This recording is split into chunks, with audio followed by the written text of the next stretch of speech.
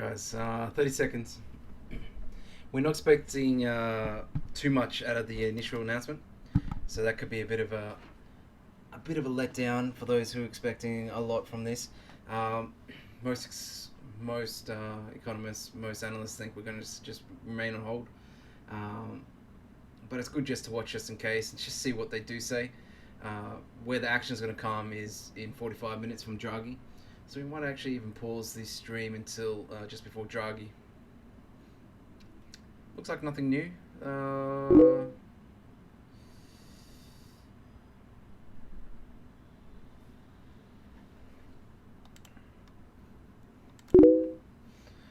Yeah, so that's that. Everything unchanged. So leaf rally coming probably just a little bit top side here. Might just buy a little bit just in case. Um, what what we want to see is how Draghi's interpreting the Brexit risks, how Draghi's tackling the Italian banking crisis as it unfolds. Well, it's not a crisis yet, but just trying to put a stop before it becomes a crisis. Um, and also any hints about what further stimulus they may do. That's what we'll be looking at. But any sort of disappointment here because the market's priced in, like probably going to come through long pound, long euro, and short DAX. So those are the two ones we really want to be watching later.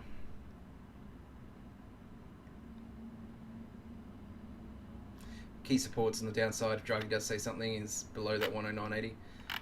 Can get follow through to the low 109s.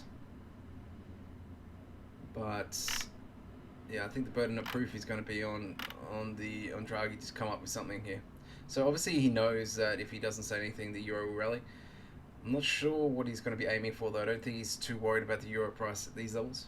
And much more, he's got this script to come out, and I just don't think there's any panic at the moment. So I don't think there's any urgency for him to be overwhelming and be too dovish. So yeah, I think it's topside risks rather than downside.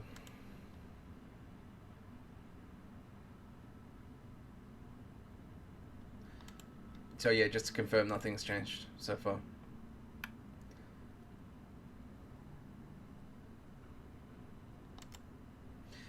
We did have a little bit of action actually earlier. We got, some of that talk that there's no helicopter money from Kuroda. That wasn't not a new comment, but sometimes the market, when it's on that wishy-washy rally, it does use that to sort of roll back quite sharply, take out some trailing stops. So trailing stops are when you're long and then you start increasing your stop to, trail it up on your orders. So when they're hit, you can create that really vacuum of buying. Happened around the same time we got the pound data out as well, so you did get some pretty heavy selling coming through on the pound yen. That's where most of the damage was done.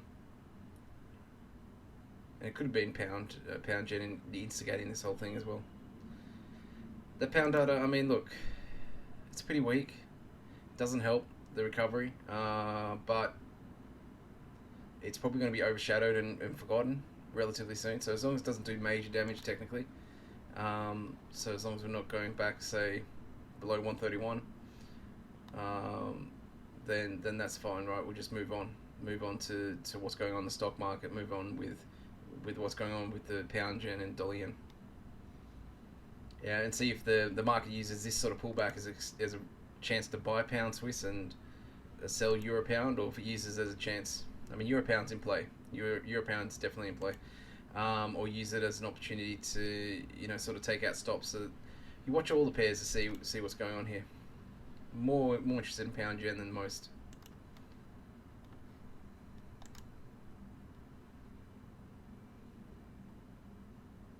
But next few hours is pretty critical though. So yeah, I mean, what's been happening in the last couple of days though, the US yields are creeping up. That explains a little bit of the US dollar strength. It's becoming a little bit more likely they're going to raise rates. 42% now they're going to raise rates in December, by December. A couple of banks came out suggesting they're going to raise in September. So that's probably not the main view. You're not getting a lot of movement. Action in start of the Asia session, the OCR review. There's that meeting update came through. Was largely as expected, but that's all the bears wanted anyway, to hear that they're going to cut rates. So it's pretty much cemented they're going to cut rates in August. Very high chance now, 85, 90%. In terms of how this is playing out, though, it's, you know, the Aussie's not immune, but the Aussie Kiwi is doing really well. I think one of our traders in the room is short Kiwi dollar. Nick, one of Nick's traders, Killer. I think he's short a lot as well. So Nick's got like 20 lots something short Kiwi at the moment. So that's great for him if we can get some follow through. Market's definitely, you know, we talked about yesterday what the reaction to that OCR is going to be. If it rebounded sharply and got back above 70.50, that was dangerous for the whole market. It will sell the rumor by the fact. The fact that the market's had a little rebound, I mean, it wasn't a huge surprise what came out, and it's rolled over again. That's pretty bearish. The buyers have definitely got no control here. So the other thing that's been rocked a little bit is risk appetite. Nothing major, just a little bit of shakiness in the Nikkei because of that dollar yen pullback. Right now, the Nikkei shakiness may roll over into the other pairs. This is day 10 of the rally. If they get another rally here in the US stocks, getting towards the point where it could be some interesting moves. But yeah, most of it's probably going to be either made or broken by Draghi. I mean, if Draghi says nothing, right? I mean, DAX can continue its rally. Logic says that it pulls off a little bit, but then again, the DAX has underperformed the other pairs, so maybe there's not going to be too much of a pullback. So that's just the general framework of what we're working in right now. ASX broke new year highs. So it was it's on the front foot. That's even with a little bit of issues with China.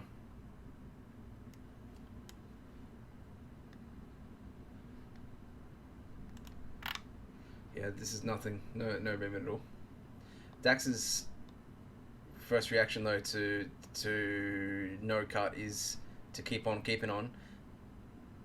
Well, it's good for risk. It could have been different, right? It could have sold off sharply. I mean, no one really was expecting much. But so what they're really going to grill Draghi on, though, is what the plans are. You know, if he closes the door on further stimulus, you know, or leaves it pretty shut, then because you know, only a couple of months ago he was saying that they've reached the lower bounds of what they can do. They want to hear that they can lower rates more. They want to hear that they can expand the asset purchase program to include other corporates. They want to hear that the Italian banks can get a bailout without a bail-in by the depositors, sort of what they did in Cyprus. Those things will get the euro selling and get the DAX rallying.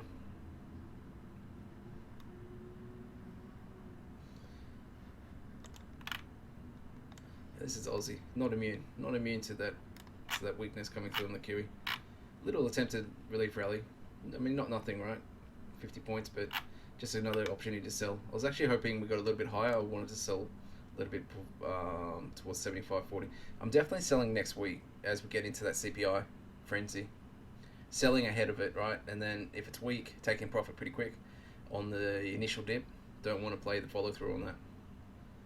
I mean, look, you can get some follow through because it does cement rate cut from the RBA on August 2nd if that CPI next week comes in weak, but my game will be, I think the market's priced in a fair bit of weakness, so trying to take the initial shock down, or even closing out early before the data. You know, just trying to get as safe as pip as possible. That's my trading style in the last few months. It's working out pretty well.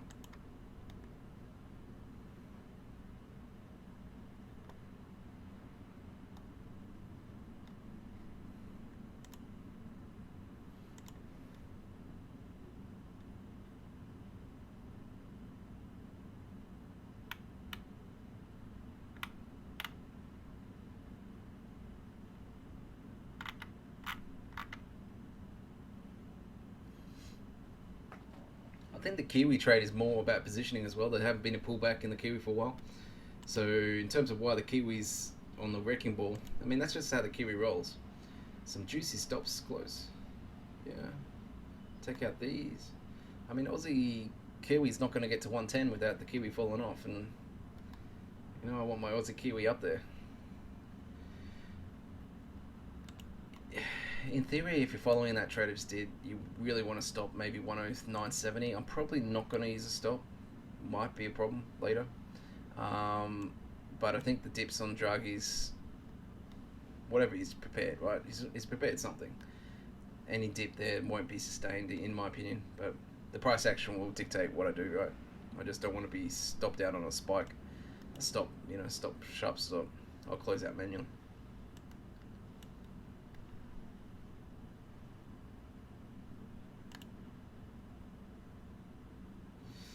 Yeah, just a little side note on what's going on here with the account as well. You probably noticed there's not much money in it. So what I did this morning is I had a lot of trades in profit, and so what I did is just to show you how the MyFX book is manipulatable. Might have made up a word. When you have large trades in profit, what you can do is remove your equity, your balance equity, get it down to like $1, like I did today.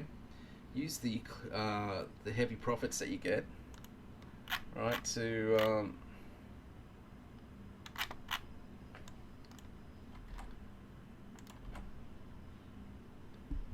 make something along the lines of this event happen and the results. Right, so this is why you got to be careful with what results look like on my FX book. So it's gone from being reasonable results to being ridiculously strong results, unbelievable results, and if they're unbelievable, they're basically unbelievable because they're not real. So all of this is based upon is manipulation of the balance from which that profit is worked out.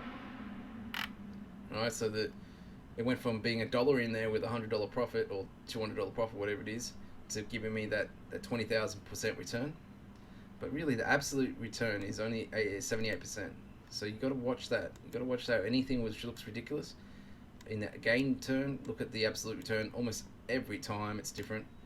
I haven't seen a large 10,000% return on absolute gain ever in the 10 years I've been in the market. So I've seen 1,000-point return over 5 years on absolute gain, but nothing much higher than that.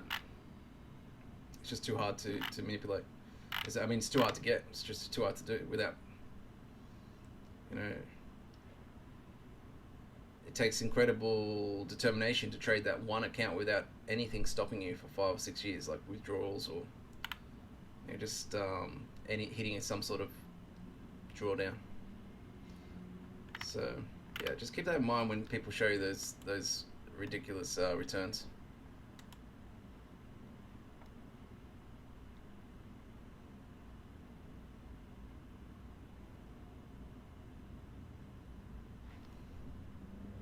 Yeah, Draghi's going to be dovish. Don't make no doubt about that. Draghi's almost reliably dovish. Whether he can get the euro to remain low for the whole time, and we don't get that rally up to take stops on the top side, that's the question. Remember last year, the year before that, he was Draghish every meeting, and it was like ridiculous, like clockwork. He could get 100, 200 pips out of it. Viper loved that, right? And Viper is loving this. This is really bearish. This is US dollar strength coming into a stable euro. Euro is not really inspired to do much. It's been in that really holding pattern for since the Brexit. So maybe we do get that test down to those last of Viper's levels, and he can finally be free of those long-term trades from 6 months ago. I mean that, and then after that he can get more aggressive again. So that's really good for Nick, because Nick's a lot of his gains came from Viper back in the day, and so he wants Viper to fire again. Hopefully that can happen. But Viper was in capital protection mode, which is normal and excellent, right? That's what you do when you're under attack. So it might take him 6 months, but he still got out.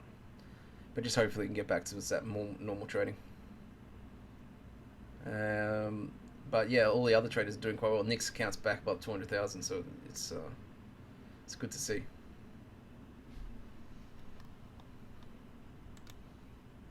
What's going on here? A little bit more selling, huh? The dip was pretty bought pretty sharply here. Probably nothing more than the stop hunt, right? We'll see how Japan reacts to this tomorrow. Very hard to predict the Japanese at these levels. I really I think they will know this was what this was because I mean Crode has been speaking a few times since the election that changed the game for the yen, and really it's nothing new. These comments about no helicopter money, right? It's nothing new.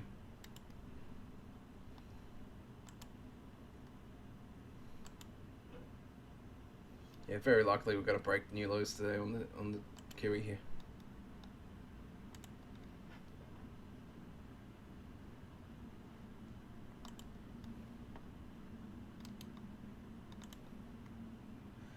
The US data shouldn't impact gold much. Gold's much more going on what's going on with the global market in terms of US dollar strength. So Fed rate hikes and the strong stocks are really hurting gold.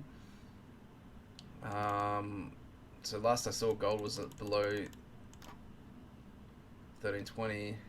It's had a little rebound though, didn't it? Okay, that would have been a nice little sell though. Smack off that previous support, turned into resistance. That's how markets turn a lot of the time. Alright, so look, I'll come back in 20 minutes. I'll keep the charts up. If I see something, then I'll talk about it. But really, what we want to do now is get Draghi going. So we'll get Draghi on the screen as well. Have a little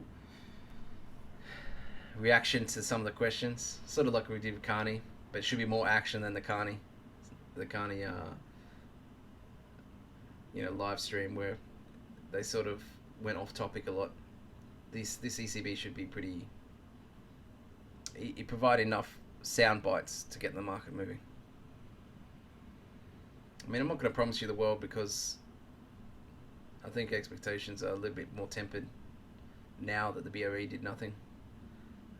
But still, there's potential for something new. And it's worth watching if you're a trader. It'll impact the whole market via its transmission mechanism there on the DAX.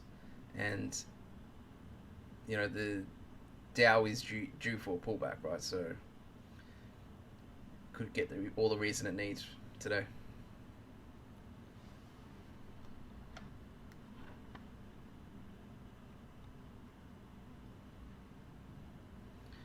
Potter BOE will cut in August. Yeah. Well, that will get some people upset if they don't. But yeah, if FTSE's at record highs and Dow's at record highs and everything's rosy, right? Why would they? Why would they do it?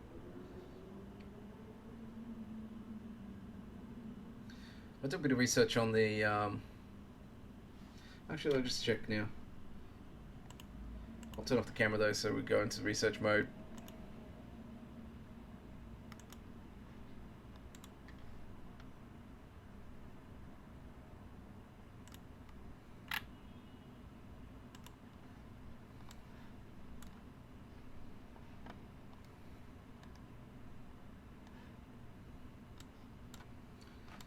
I'll push that in. I'll put that. It'll be up in this. That'll be up on the stream anyway, guys. But I'll just get it going.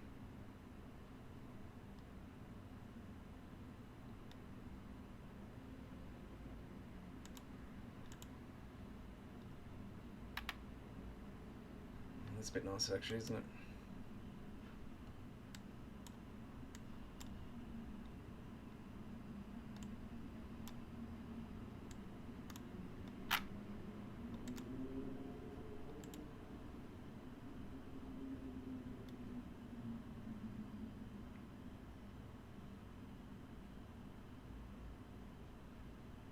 Let's steal some of these people in this room. Well, there's only 7 watching. Jesus Christ. I'll put a link in next time. Oh, fuck it. I'll put a link in now.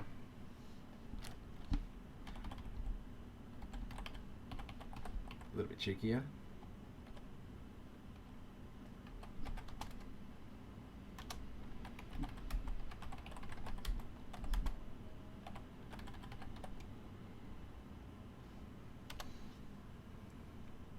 Oh, God. Aren't they smart and clever? They thought ahead, huh? Banning links in chat.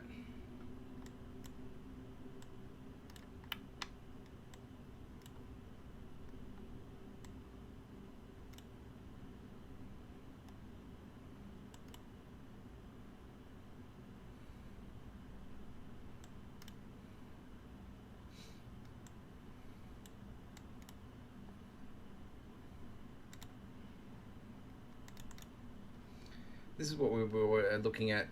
You know, after the ECB, right, the market's going to jump to the next thing. That's going to be the FOMC meeting coming up next week. FOMC and BOJ are next week. It's a big week. It's a big week. Aussie CPI, FOMC, BOJ. There's going to be some movement next week as well, which is good.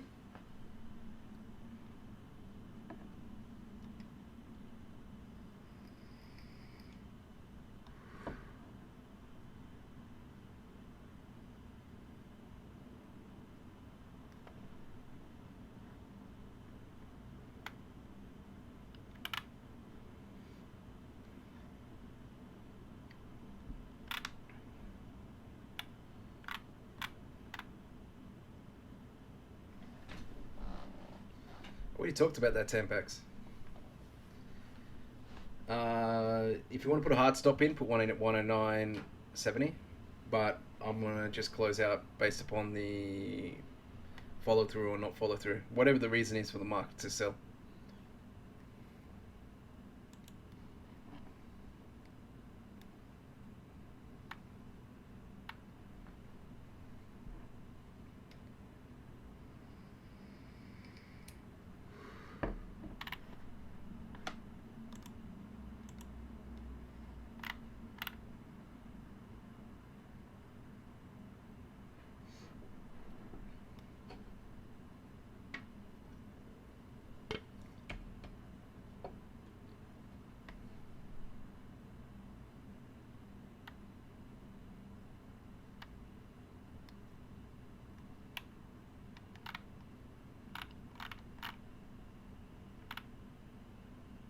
Yeah, it's unlikely that the FOMC is going to be dovish, right?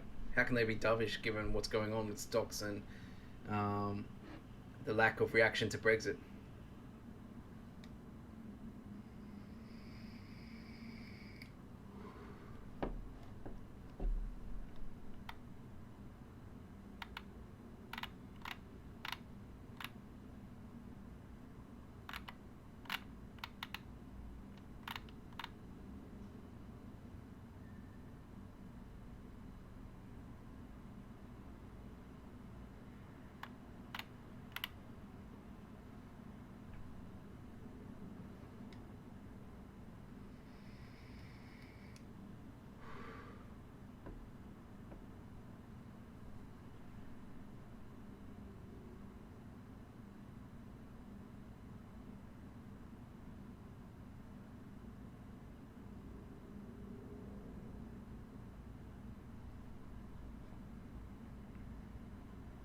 What are you doing, Butter? You're tapping in there, man.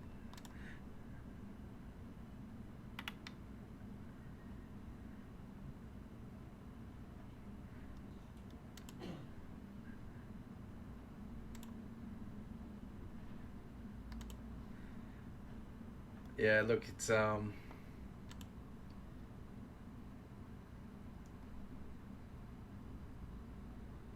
you call that a sell-off?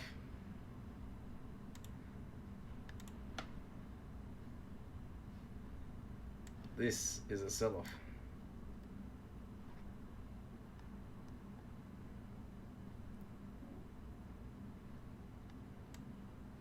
All right, so yeah, I'll go mute for a sec, but we'll be back in 10 minutes.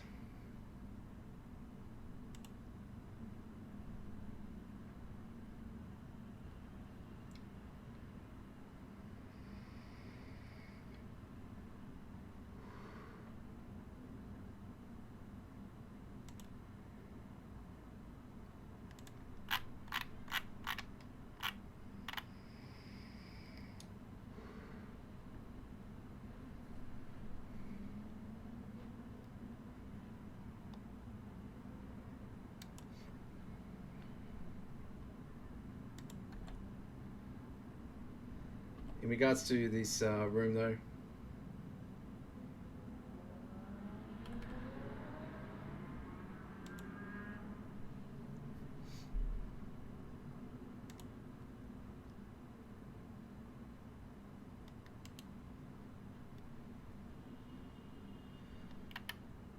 it's $50 a month to get access to that room. I post in there a little bit, but only, I mean, only when it's serious stuff. It's all serious stuff. No chit chat there. They also offer a limited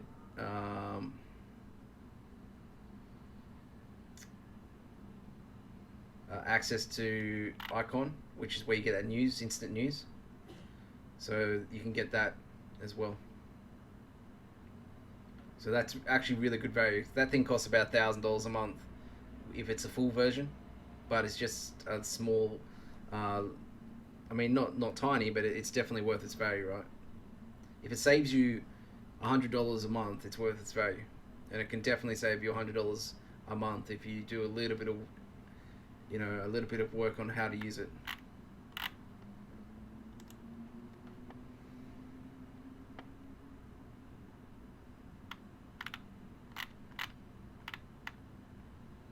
Economic data comes up quicker here than you'll get anywhere.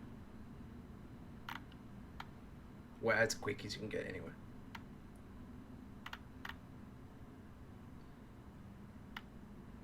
If you want to fight your broker, using this data will get you a lot further than fighting based upon your charts or other brokers.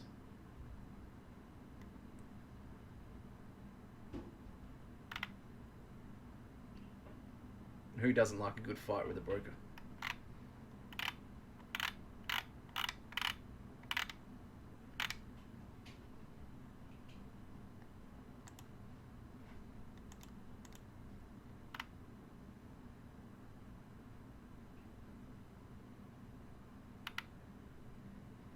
Giselle talking about the fiscal stimulus package might be over 20 trillion.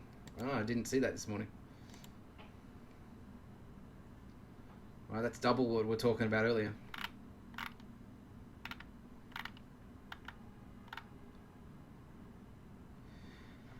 If you missed what the RBNZ said, that was that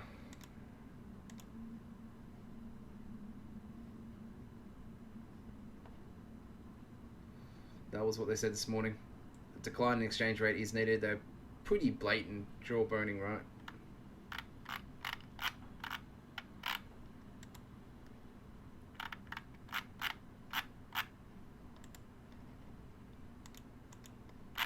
Let's have a little look on the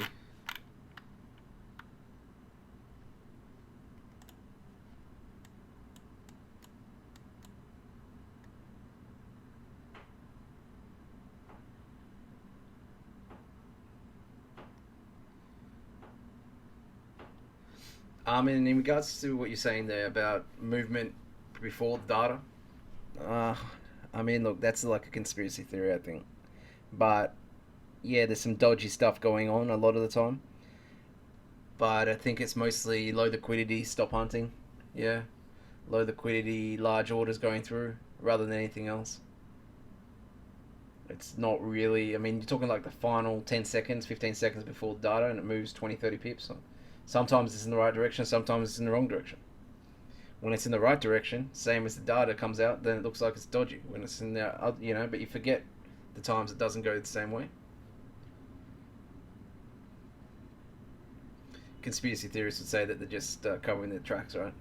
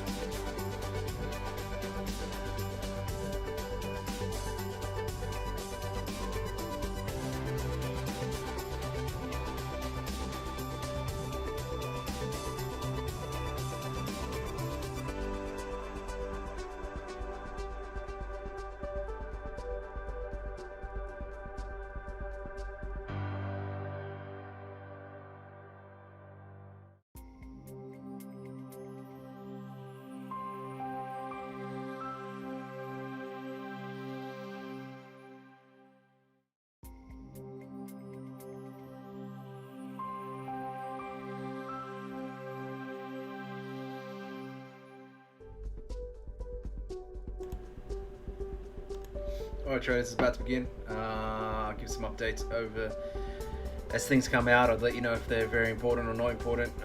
Also, we'll discuss a little bit of the price action as well. Hopefully we get something to discuss.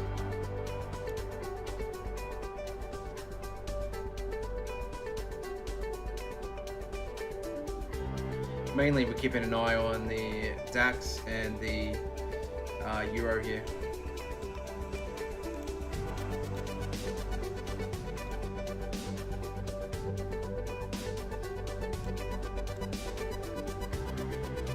Both should go hand in hand, selling in the euro and buying in. So buying the euro and selling the DAX, and selling the DAX, buying the euro should be the main way it expresses itself. But keep an eye on dollar yen, and this is euro to the left here.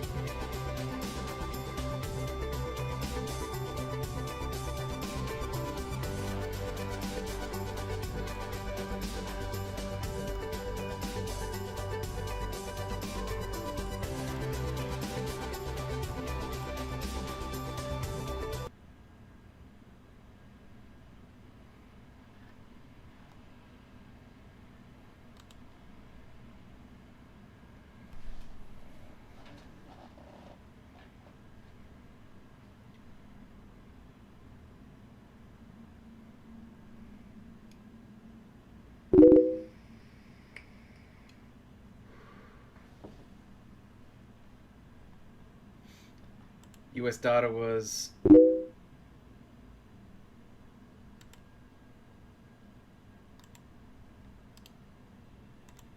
little weak, but nothing. I mean, this US data is not. Don't worry about it.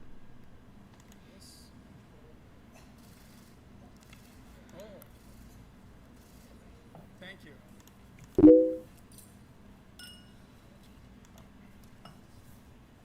I mean, unemployment claims always each week do a little bit of movement, but nothing much. Philly Fed.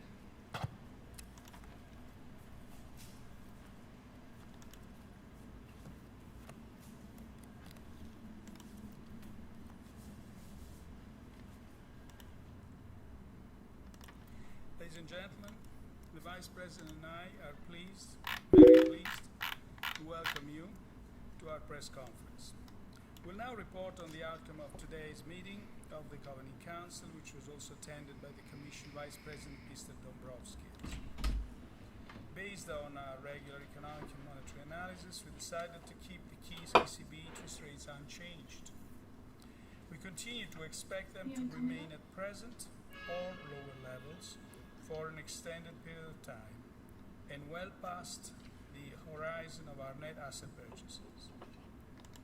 Regarding non-standard monetary policy measures, we confirm that the monthly asset purchases of 80 billion euros are intended to run until the end of March 2017 or beyond if necessary, and in any case until the Governing Council sees a sustained adjustment in the path of inflation consistent with its inflation aim. Oh, so you're seeing some euro buying, a little bit of DAX selling. We focused developments since our last Nothing major yet. meeting in early June.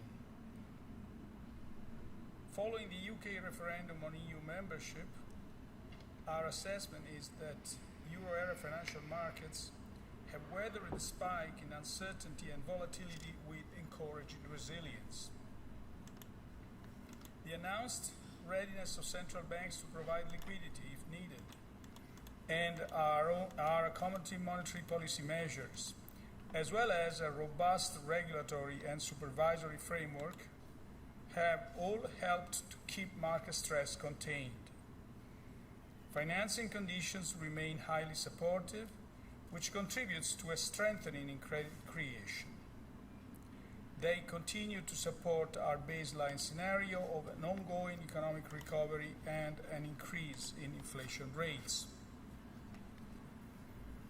At the same time, given prevailing uncertainties, the Governing Council will continue to monitor economic and financial market developments very closely and to safeguard the pass-through of its accommodative monetary policy to the real economy.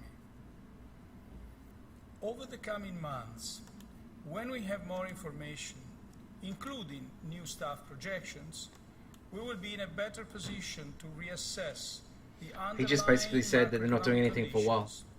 The most He likely just said paths basically of they're not doing inflation anything for a while. growth and the distribution of risks around those paths. If warranted to achieve In the coming months, its objective, the Governing Council will act by using all the instruments available within its mandate. Let me now explain our assessment in greater detail, starting with the economic analysis. Euro area real GDP increased by 0.6% quarter-on-quarter in the first quarter of 2016, after 0.4% in the last quarter of 2015. Growth continues to be supported by domestic demand, while export growth has remained modest. Incoming data point to ongoing growth in the second quarter of 2016, though at a lower rate than in the first quarter.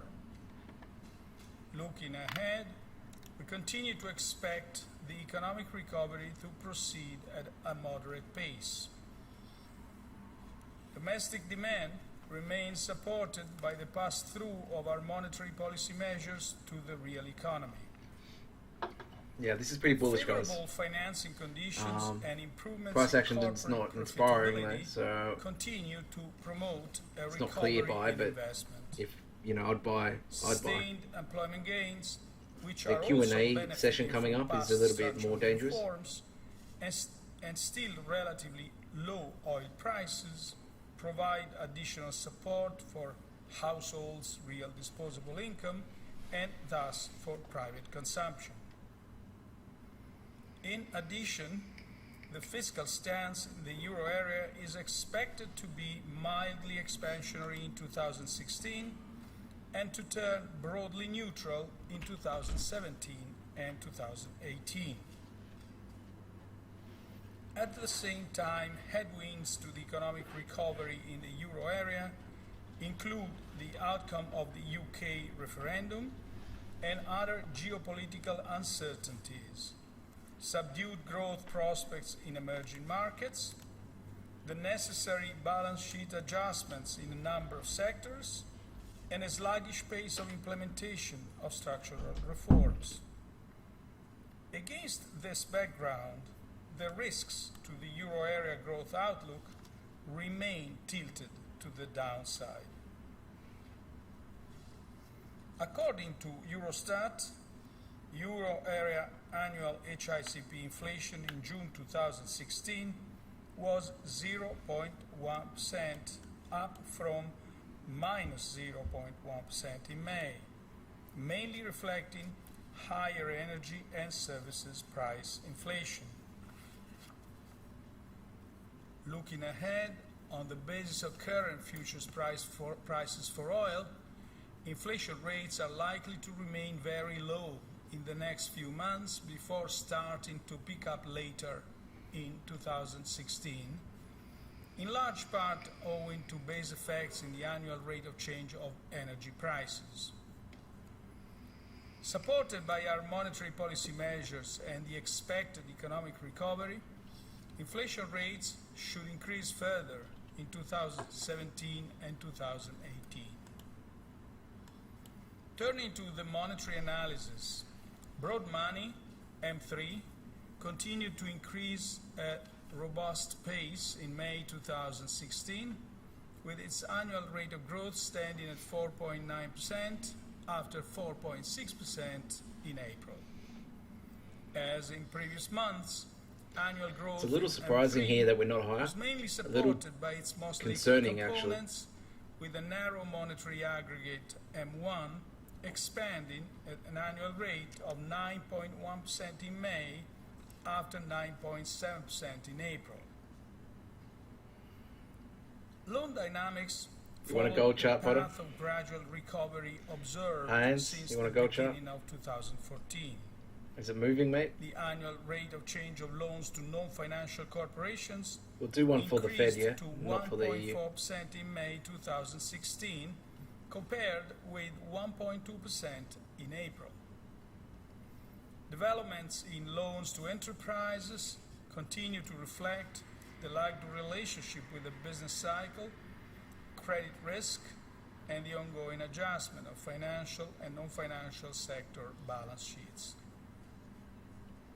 The annual growth rate of loans to households remained broadly stable at 1.6% in May after 1.5% in April. The Euro Area Bank Lending Survey for the second quarter of 2016 indicates further improvements in loan supply conditions for loans to enterprises and households, and a continued increase in loan demand across all loan categories. Dovish is, he hasn't been dovish though, he's been neutral so far, compared to what he could be. The targeted longer-term refinancing operations No new announcements, right? No new, had contributed to there's no more urgency in his favorable voice, there's no terms and urgency in conditions on loans. concern. They're going to wait for further forecasts, updates to the The forecast, monetary similar to what policy the BOE measures said. in place since June 2014 have significantly improved borrowing conditions for firms and households, as well as credit flows across the euro area. The comprehensive package of new monetary policy measures adopted in March this year underpins the ongoing upturn in loan growth, thereby supporting the recovery of the real economy. In the light of the prevailing uncertainties, it is essential that the bank lending channel continues to function well. 4,000 in there now, To Jesus. sum up, a cross-check of the We've only got outcome 120 of the watching. economic analysis with the signals coming from the monetary analysis confirmed the need to preserve an appropriate degree of monetary accommodation in order to secure a return of inflation rates towards levels that are below but close to 2% without undue delay. Monetary policy is focused on maintaining price stability over the medium term, and its accommodative stance supports economic activity. As emphasized repeatedly by the Governing Council, and as again strongly echoed in both European and international policy discussions, in order to reap the full benefits from our monetary policy measures, other policy areas must contribute much more decisively, both at the national and at European level.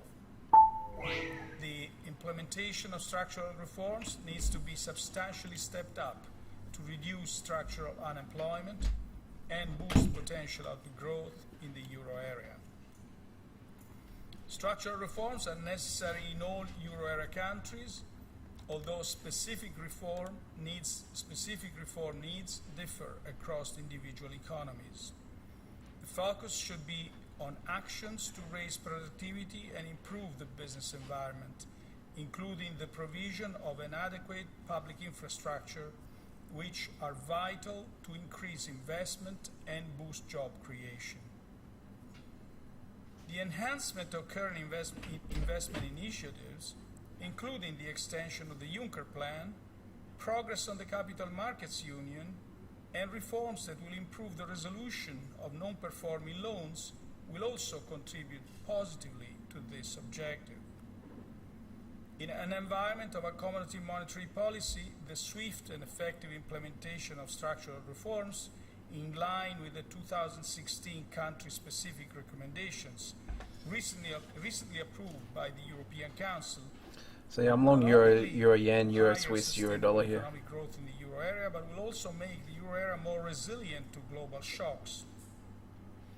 Fiscal policies should also support the economic recovery while remaining in compliance with the fiscal rules of the European Union. Full and consistent implementation of the Stability and Growth Pact over time and across countries is crucial to maintain confidence in the fiscal framework. At the same time, all countries should strive for a more growth-friendly composition of fiscal policies. We are now at your disposal for questions. Ms. Jones.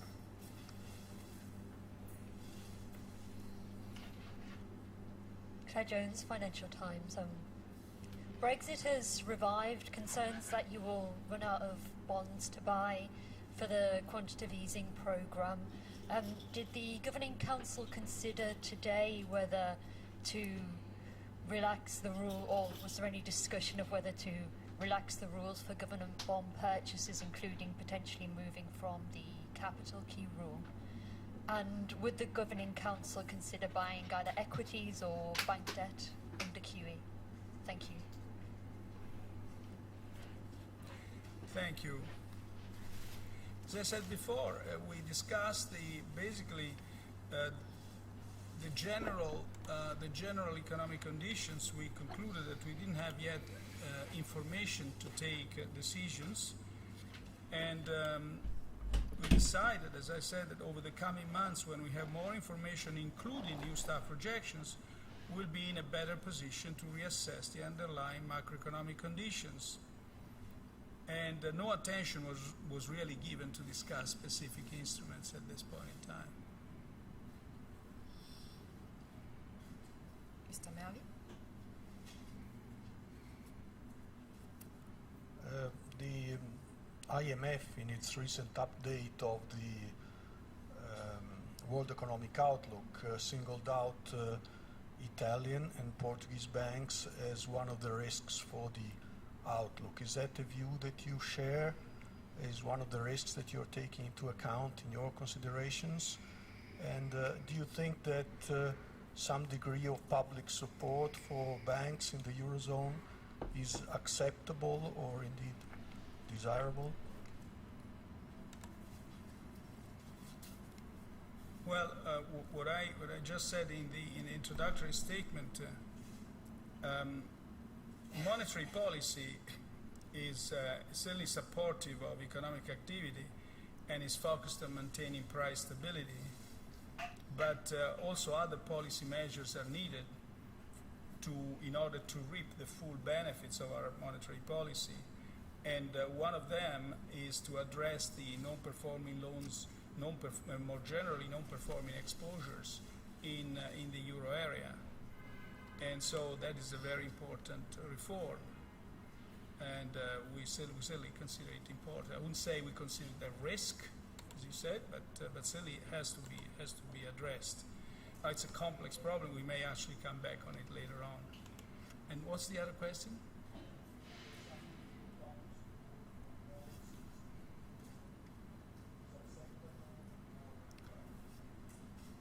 Well, we have in place the rules. We have in place rules on state aid. We have the BRRD, and as I said several times, these rules contain all the flexibility to cope with exceptional circumstances. The power and the responsibility in activating these rules and in complying with these rules lies with the Commission. Straight.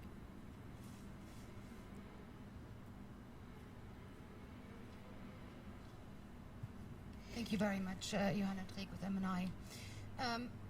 I believe you have the survey of professional forecasters available, and I was wondering whether that was conducted after Brexit, and what those shows, whether that had an impact on the growth and inflation forecasts. And you've We're said buying it, Jeremy. repeatedly that It's you need more data and you taking need its more time, though. It's a time little bit to hesitant assess to rally. the exact impact.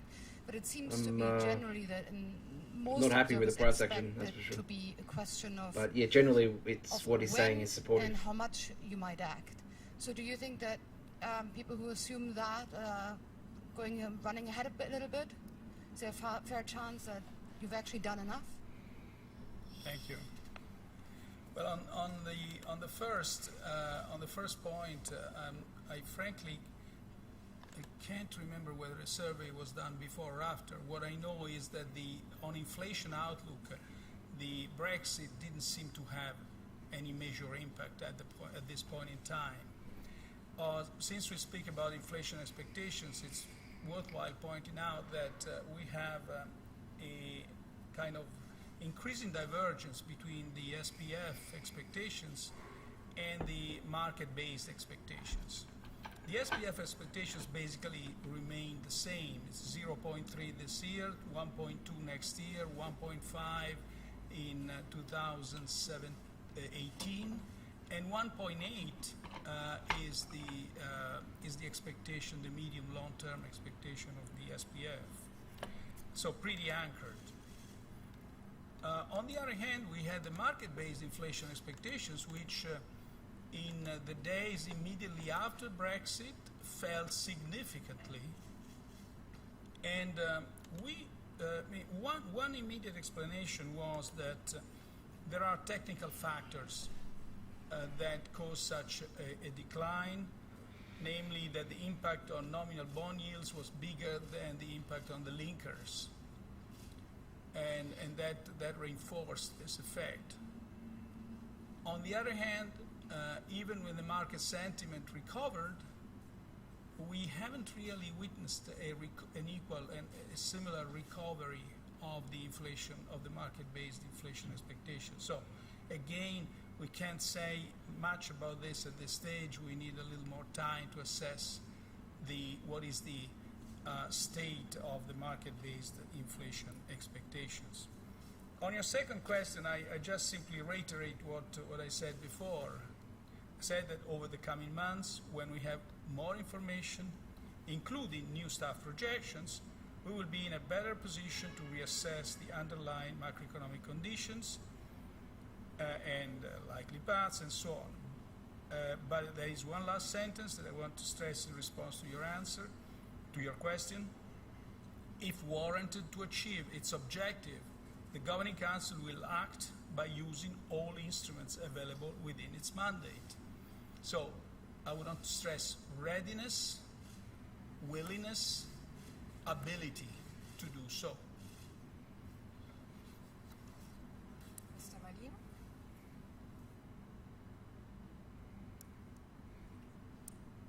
Jan Malin, Handelsblatt.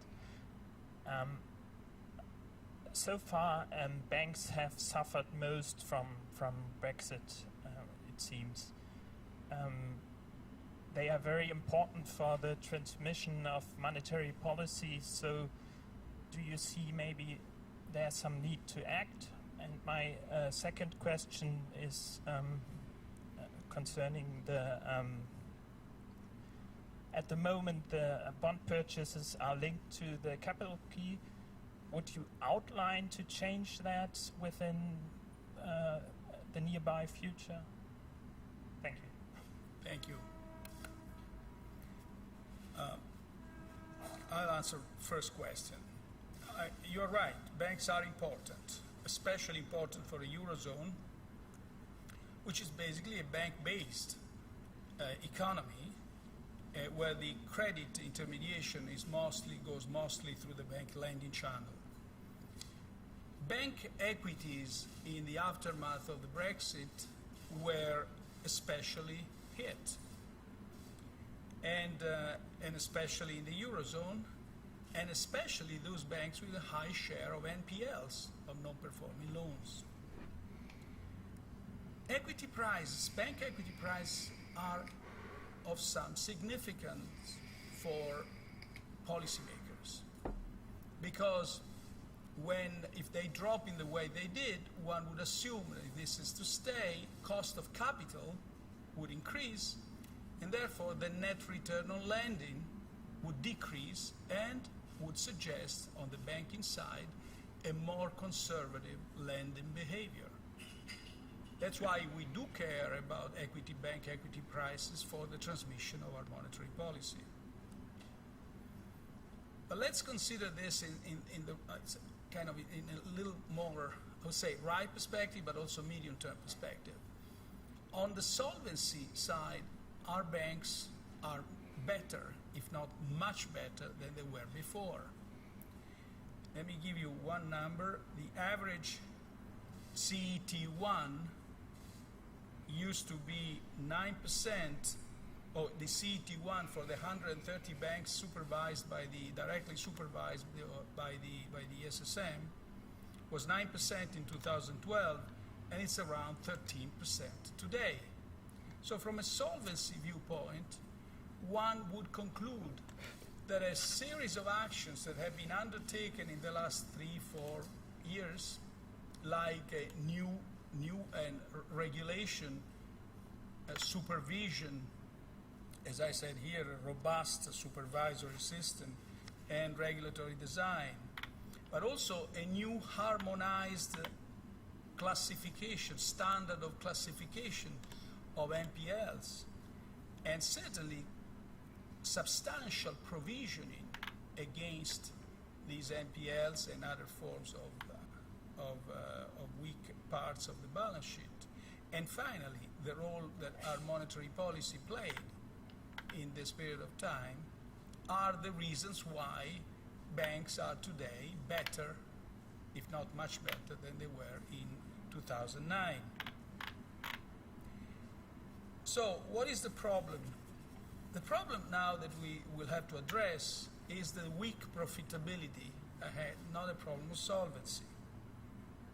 And as you know, next week, on July 29th, the EBA will publish the outcome of the most recent stress test for 51 banks in the European Union, including 37 significant institutions directly supervised by the SSM.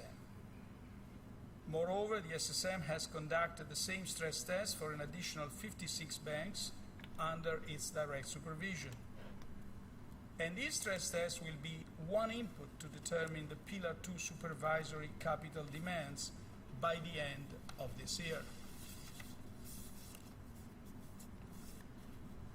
So, then what about the NPLs?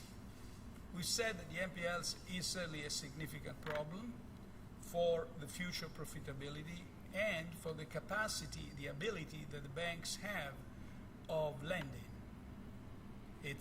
So it is a problem that needs to be addressed because it's an obstacle to the transmission of monetary policy. And what one would say that the solution of the NPL problem is based on 3 pillars. First of all, a consistent supervisory approach. Second, the development of a full functioning NPL market. And third, government action in, first of all, passing that legislation. Yeah, that would so foster after the this development is finished, of an right, if there's NPL nothing market. major and the market doesn't move too much, I And, mean, you might get a small and euro this rally up to, say, certainly 110, involves 111. the 111, revision 20, of 30, 40. I don't know if we existing can break 112 given that we haven't bankruptcy started to rally and sharply personal already. bankruptcy legislation, but also The other- market will then go back to watching the other US and actions. we'll start talking about the Fed. and possibly also If having the market a next public week starts backstop expecting when at that the times Fed's going to of, change the outlook a bit more exceptional hawkishly, circumstances, that could lead to US the, dollar buying across the NPL board. market is not well So this is a functioning, pretty short-term and trade, so you a want to 24-hour, avoid fire 48-hour sales. trade. I don't think I want to hold this into the weekend. The second question, no, the answer is no. We had no discussion about that. Long euro yen I might keep holding if stocks remain strong. Alice? Long Sorry. euro Swiss I might Sorry, keep just holding don't if wanna stocks be remain very strong. But precise. euro What was against the US question? dollar, Because it's- if I think the only way the market can move next week is more hawkishly in the Fed. I think they can get more dovish given the stock market movements and the Thank you. Tom latest Fellis from the Wall Street NFP. Journal. Just to go back to the effect of So this is Brexit, a short-term so, trade till the end of Friday. I understand the ECB thinks that it's going to hit growth by about 0.5% over 3 years. Would that kind of, assuming there was that kind of shock, would that be sufficient to extend the bond purchases beyond March, which is coming up fairly soon? The second question is on the QE program. Assuming you did face scarcities in bond markets, how difficult do you think it would be to change the parameters? Do you see any legal challenges? And are there more legal challenges with changing the capital key, for instance, than dropping the deposit floor or taking another approach? Thanks. Now, on your first question, the figure that circulated was an impact of the circulated in the aftermath of Brexit was exactly what you said, an impact of 0.2 to 0.5 over 3 years. I believe the commissions come out with a similar figure of 0.25 to 0.5. I think we should take these estimates with some sort of grain of caution. I said it before, large uncertainties prevail because, first of all, these figures will, in the end, depend on how long is going to be the stretch of time for these negotiations to be completed, and therefore to give a certain outlook, which we don't have with us today. And second, these figures will also depend on what kind of outcome is going to come out. So I think they have to be taken with a certain grain of caution. What is clear is that financial markets and also the banking sector, in spite of the large changes in the stock prices, have reacted in a fairly resilient fashion to the event. We haven't observed any disruption, neither in the financial markets sector nor in the banking sector, and this was certainly caused by the large liquidity being abundant, by also all the preparation that all central banks have undertaken before, ensuring that liquidity lines would be available, and certainly by the accommodative monetary policies undertaken by all central banks at the present time. But also because of, in a sense, what I was saying before, by the more kind of robust regulatory system all over the world that ensured resilience by markets and banks. So I think it's too early to say what is going to be the final impact. The only thing we can say is that it's a risk that's materialized, and it's a downside risk. As far as your other question is concerned, is about I would say the execution, the possible execution difficulties that our QE program may have to face. Well, first let me say that we view our QE program and our TLTRO program, all our monetary policy measures, as having been quite successful. They are underpinning the economic recovery. They are underpinning the return of inflation to our objective. Second, as I had the opportunity to say before, we didn't give attention today about this on the discussion of specific instruments. But I mean, in the past, we've given enough evidence, not only of our readiness to act and our willingness to act, but also to being able to adapt our programs so as to reach the objective of a purchase of 80 billion euros a month until March 2017 and beyond if needed. And I think in worrying about the coming months, whether we'll be able to actually fulfill this objective or not, I think proper attention should be given to the evidence that we've given in the past few months, and our ability to exploit the flexibility that the design of our program gives us. Thank you. Mr. Speziale. Alessandro Speciale, Bloomberg News. Mr. President, the ECB has recently published an article that illustrates its various ways of estimating the output gap, which is quite an elusive number, with a measure that was considered more robust, pointing to a 6% output gap, which is bigger than most estimates. My question is, what is the measure that you consider most convincing of the output gap, and and what conclusions do you draw from that study? And my second question is if you have already started considering tapering or other ways of closing the asset purchase, especially given the widespread expectation that the asset purchases will eventually be extended past March 17. Thank you very much. Thank you. Yes, I'm aware of that paper, of course. It's an estimate of the output gap. As you yourself said, it's an elusive concept. There are several ways to estimate it. And we do take into account the various definitions of output gap when we design our monetary policy, including the one you mentioned. It's that's I think the answer to your question. You want to add? Sorry, please. Thank you. Just to add that I had quoted that work of our experts last year in my speech at Jackson Hole, among other also internal estimates of the output gap, which means that there is a whole range of the internal calculations with different models that go from -2 to the -6. So we cannot really make a choice in a very concrete way and saying this is better than the other one. By the way, this model that comes out with the 6%, simplifying it, reaches that conclusion based on the assumption that the variables in the model would explain what has happened to inflation, and to achieve that reverse engineer, then it concludes that the output gap should have been -6 in order to explain the inflation that actually happened. But that's totally model dependent. So everything has to be really analyzed with all the uncertainties behind such a concept. Your other question was about tapering. No, Euro yen might be the better way to play this, guys.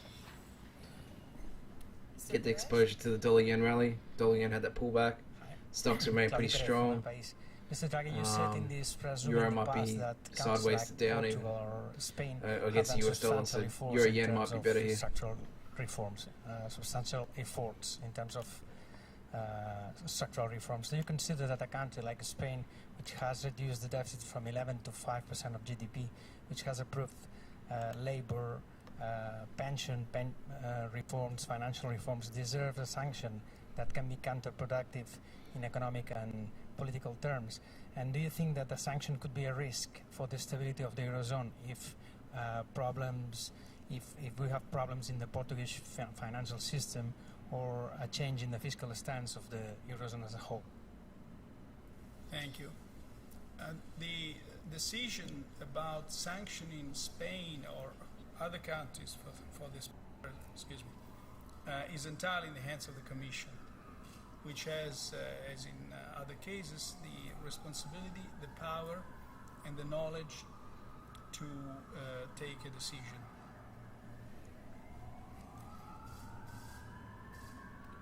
Mr. Akagawa? Shubu Akagawa, Japanese Nikkei. And the G20 meeting will be held this weekend in China. What kind of message do you want to send to your colleagues at this upcoming meeting? And do you see another downside risk outside of Europe? Thank you.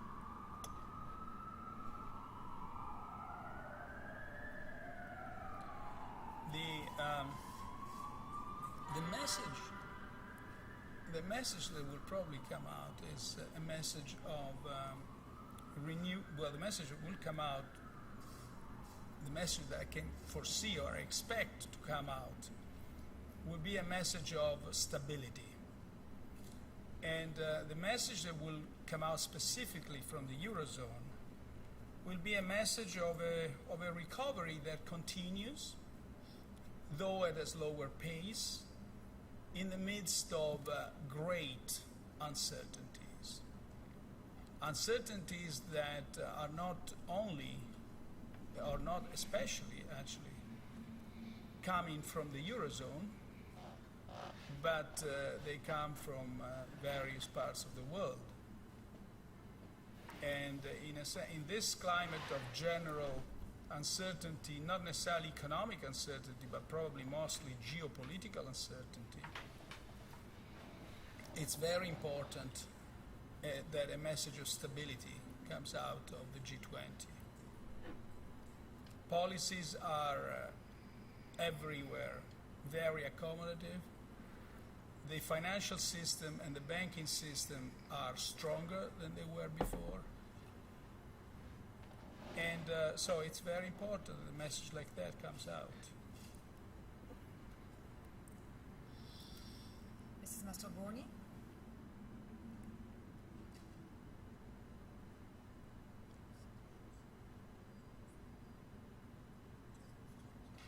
Tonia Mastroboni, La Repubblica. Mr. Draghi, earlier this week, the Bundesbank made a proposal about strengthening the role of the ESM in case of crisis of countries, especially when there is a restructuring debt needed.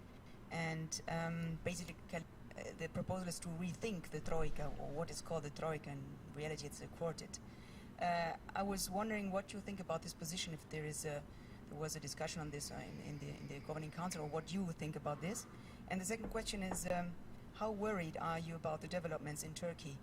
And how can these developments, which are very worrying, I think, generally have an impact on the recovery and on the situation in the Eurozone? Thank you. Thank you. On the first question, we, as you know, we are part of the Troika because of legislation, the 6 packs, the 2 packs that was passed years ago. At that time, there was a good reason for involving the ECB in the programs, in the program countries.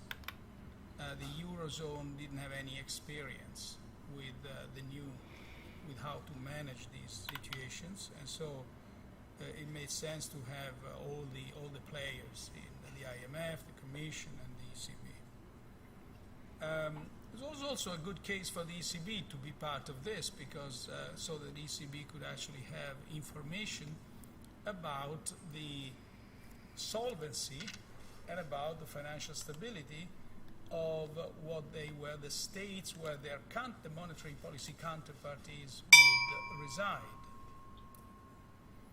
Now, through the years, actors have acquired experience, and the ECB, especially in the last 2 years, has carved a role which is both minor and more specific to its capacities, to its skills, namely the financial and the banking sector in these countries. Now, to change the Troika, we need to change legislation. It's not our task. It's the European Parliament, it's the legislators, it's the ECOFIN, it's the Eurogroup, and so on. And so we are ready to give our contribution to that extent. On your second question, Turkey, it's very difficult to understand how these big geopolitical uncertainties would affect the recovery, because the channels aren't obvious.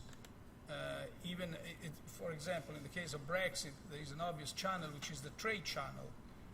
But is it the most relevant channel to express the impact of such an event on the Eurozone?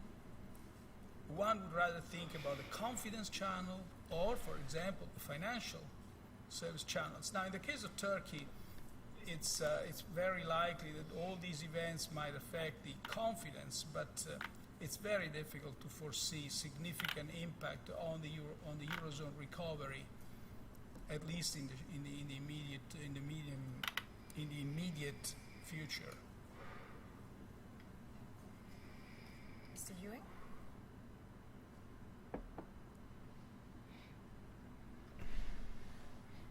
A bit more US dollar strength coming through across most pairs here. I realize the corporate stocks are holding. Corporate. So yeah, buy euro maybe through euro yen early. Started fairly recently, but I'm wondering if you can give us an assessment of whether you it's can buy the your tip, but expectations so it far looks a bit dodgy. bringing you closer to your mandate. And also, I wonder, this may be kind of an obvious question, but I wonder if you can sort of explain the transmission mechanism for that part of the asset purchase program as you see it. I've seen some reports questioning how that's actually going to bring you closer to your mandate. Thank you. Thank you. Well, in terms of results, we see inflation moving forward according to our baseline scenario. If anything, there was a better than expected development in recent times when headline inflation moved from minus 0.1 to plus 0.1, and that it's essentially due to changes in the price of energy. But even if we exclude food and energy, we saw a positive development in the services inflation. We should also keep in mind, however, that core inflation is being set at values that were no uptick is being shown now for several months. So I think we're moving forward at the pace which was expected according to our baseline. By year end, there are certain base effects on concerning the oil prices, which will make inflation go up and stay for the next year at 1.2%, if I'm not mistaken, over next year.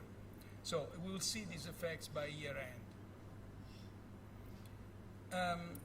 We should also ask the counterfactual. In other words, what our monetary policies have been undertaken, our monetary policy measures have been undertaken at the time when we had many other contrary or factors or headwinds going against. So what we should ask ourselves, what would have happened in absence of these monetary policy measures? But when we look at the consequences that the impact that our monetary policy measures had on financial markets, I think there is no doubt that they've been highly effective. Just to give you an idea of recent, just a few days, our measure of lending rates, it's a composite average of bank lending rates, is now at a historical minimum. We never saw lower rates. The bank lending survey shows that now credit conditions and credit volumes are improving and have been constantly improving now for several months. But even more importantly, when we ask banks, incidentally, the bank lending survey was taken before and after the Brexit. And so banks had been given the opportunity to tell us, is what happened changing your views? And none of them seem to have given an answer to that. So perhaps it's just too early, but we didn't have any feedback from Brexit into their answers. But basically, when we are asking why is credit going up, what is motivating your lending decisions, they answer competition between banks. When 2 or 3 years ago credit flows were still credit growth was still negative, the main answer about what is the main motivation behind your lending decision, main answer was risk. So that's the important thing. They've been given this answer about competition being the main driver now for several months. And we consider this to be basically a product of our monetary policy measures. So all this is being passed through to the real economy. We are seeing this through the sort of gradual economic recovery, which is moving forward at a steady and moderate pace. Not to mention, of course, all the other figures that I did mention in the past, namely stock prices, namely spreads between, we can say the fragmentation in the Eurozone is by and large over. So spreads between core countries and periphery bank lending is over. Spreads between corporates and SMEs have narrowed down a lot. Excuse me.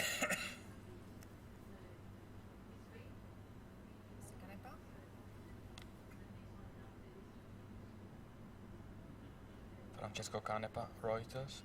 You mentioned earlier that there's a need for a public backstop to prevent a possible fire sale of NPLs. So can you expand on that? What form could it take?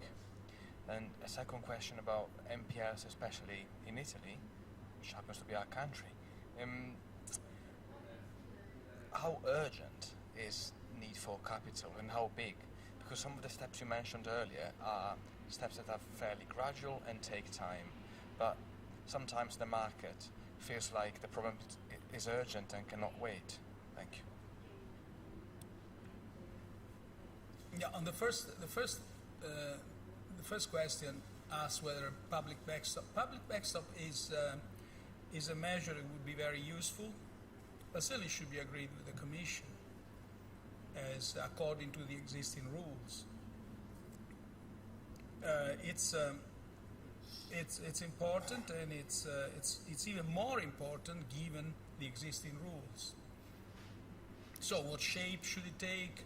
All this should be agreed with the Commission, DG Competition especially. The second point about the NPLs in Italy, I think the very first measure, well, certainly it's a big problem. It's going to take time. It has taken time everywhere, by the way, to address the NPLs when they reach this size. Has taken time more or less everywhere. But we should be aware that the longer we have this in place, the less functioning will be the banking system, or at least will be the banks with high NPLs. And so the less capable will be these banks to transmit our monetary policy impulses to the real economy. Also, a high level of NPLs makes banks especially vulnerable to the markets. As we've seen recently, bank equity stocks were hit, especially for those banks with a high level of NPLs. And one of the reasons why this is so is that the future level of profitability comes into question because a lot of capital is stuck against this level of NPLs. So on one hand, there is an interest in trying to resolve this serious problem as fast as one can. On the other hand, one is bound by the fact that it's by its nature a problem that is slow to be resolved. Now, so the question is, what can it be done to accelerate the resolution of this problem? And one of the measures is to have a well-functioning market for NPLs. What is it needed for such a market to develop? Several things, but one is my view dominant. Looks like Euro might test a legislative 110 here. framework where the NPLs Dollar yen's definitely kicking up. Traded and US sold dollar's pretty strong. easily. Some steps have been undertaken in Italy, and in recent times there are certainly steps in the right direction. More should be done, and should be done especially to address the legacy NPLs, the past stock of NPLs. In other words, the legislative changes should be such that the legacy NPLs could be adequately addressed. Mr. Schiritz? Mark Schiritz from Die Zeit. I'd like to follow up on what my colleague just said on this proposal on institutional reform. The main idea was that there is not enough appetite in the countries to go ahead with further integration of fiscal policies. So we need a market-based solution which includes debt restructuring and creditor participation and so on, extension of maturities. And I was wondering whether you think this goes in the right direction, or it probably should not, or it should better not be undertaken. And the second question, the IMF has singled out a large Frankfurt-based financial institution as one of the main risks for global financial stability. The IMF has singled out one large bank here in Frankfurt as a main risk for financial stability. And my question would be whether you share these concerns. Well, The second question is easy to answer. I won't comment on specific banking institutions. On the first question, They're talking about Deutsche Bank there, guys. it's very important that the changes that Let's are get being up Deutsche Bank's suggested may be rational chart and have a look. in their own sake, but it's very important that they take place in the proper framework. In other words, can we have a debt restructuring mechanism in absence of a common budget and or somewhat more advanced idea of a common fiscal policy? Are we sure that we have examined all the implications for financial markets, for financial stability, and more generally for stability at It's large, doing quite well. of big changes in the treatment? It's important for the DAX of for this one to do sovereign well. debt. So I think these questions or these proposals, which have their own rationality if taken by themselves, ought to be reframed in a sort of a more complete framework than the one we have today. Mr. Kutamanos? Yes, thank you. Mr. President, members of the European Parliament have repeatedly called for the EBA to be moved from Yeah, so London US to Swiss has Frankfurt, got more potential here with the risk because on. of the proximity to the Euro ECB. yen's got more potential with the risk on. Do you support Euro these dollar's not really calls? showing Do you us think much it at would all. be desirable? Would it make your work If easier? anything, the price action's a bit bearish given the neutrality of these but I have no. talk. I'm sorry. I think a lot of I people know want that, more but from the I top have side. No specific So- view on that. You know, that leads to a little bit of the easiest stops to take are the ones on the downside. So we'll see. We'll see how it plays out. But yeah, it's not looking great here for the Is bulls. there a clear Just at the moment. commitment of ECB systems toward banknotes and coins as sole legal tender? And if so, why do you bury the 500 euro note? No, I'm sorry. What is the question? Is the ECB what? Is there a clear commitment of the ECB system towards banknotes and coins as sole legal tender? Yeah, of course. There is. No, we didn't bury the 500 euro notes. We decided that the 500 euro notes is I would say is a good instrument in hands that are not exactly proper hands. In other words, as someone said, we don't want to draw seigniorage from comfort to criminals, and so we decided to stop production at some years, I think 2018, or if I'm not mistaken, beginning of 2018, of this of the 500 euro note, but it will stay in circulation, and it can be converted anytime in the future. So you will have legal tender. And second question, is it true that your son is a bond dealer in London? And if so, wouldn't it be a conflict of interest? Ah, this guy. This very same question was asked to me 5 years ago when I started this job. This guy's after I him, answered right? that he's not a bank dealer, he's a trader in London, and that's it. And it's not conflict of interest. And the European Parliament didn't believe so.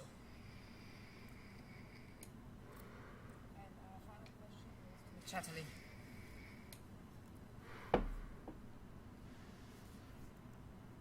President Draghi, I just want to pick up on your point about the solvency of the banks and the improvements that we've seen since the financial crisis and the respective concerns about profitability. I just wonder, when we look around Europe and we see some of the largest and the most strategically important banks trading at or around record lows, that suggests something bigger than profitability concerns and even solvency concerns in some cases. Do you think there is still a structural lack of confidence in the European banking sector? And do you think investors are perhaps overemphasizing the risks? And my second question is, we've seen a recovery, a significant recovery in equity markets in particular since the Brexit vote. But the data suggests that international investors are heading for the door. And I think when they look in particularly across the water, they see a fractured European Union. They see low growth, high inflation, terrorism, geopolitical risk fueling nationalism, and politicians that are, in many cases, failing to respond. I just wondered how you respond, both as a European and secondly as the head of the Central Bank of Europe, the Eurozone. Thank you. Let me respond to the second question first. Our response lies in achieving our mandate and achieving our objective. Our response lies in ensuring what we call price stability, but in fact amounts to growth and job creation. Our response lies in making sure the labor markets continue to improve. And that's our domain. That's our job.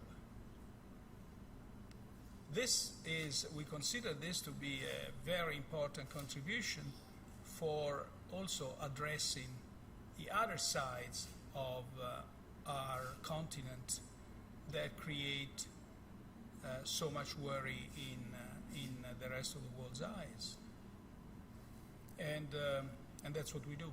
That's what we are accountable for, and that's what we believe we will succeed.